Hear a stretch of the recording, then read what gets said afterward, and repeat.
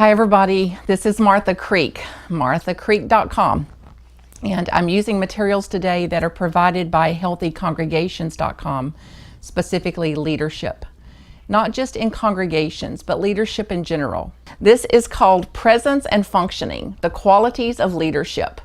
So as I go through these, I want you to imagine your life if you were actually doing these things. Number 6 is to accept differences between people. Now, in circles that I run in classes that I have, even in organizations, companies, businesses, neighborhoods, families, churches for sure, ministries, it's like, oh, we are like-minded. We think alike. It's like, it's not true. Sometimes we think alike, sometimes we do not.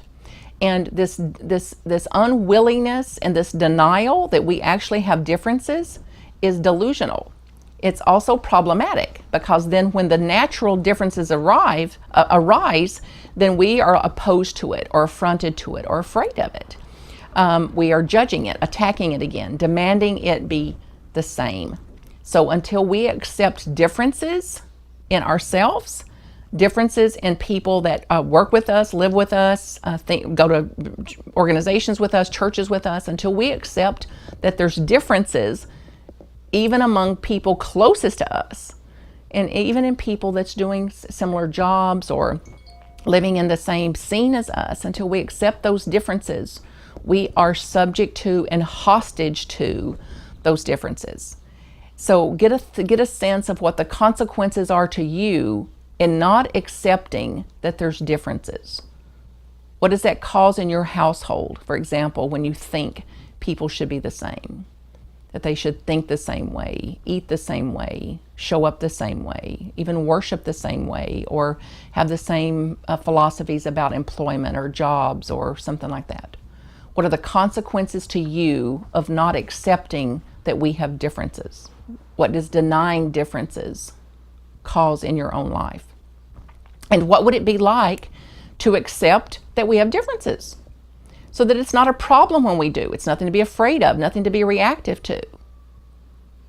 What would it be like to accept differences with the people closest to you, the people you work with, workplaces?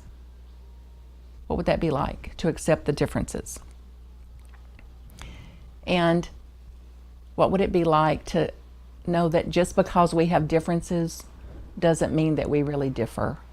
That we represent a human phenomena, the full spectrum of being a human being, and that within that spectrum, whatever's happening through me, through them, as them, is always within the human phenomena. Whatever they're thinking, whatever they're doing, is a representation of part of our own humanity. And until we accept the fullness of that humanity, until we accept the wholeness of that it's going to be both and, not one or the other, then we're victim to and hostage to are wanting it to be one way and denying and afraid of it being another way. A heartfelt thanks to Healthy Congregations for the basis of this material. You can find out all about them at www.healthycongregations.com. A plethora of resources, audio, how to be a member, free books, things like that.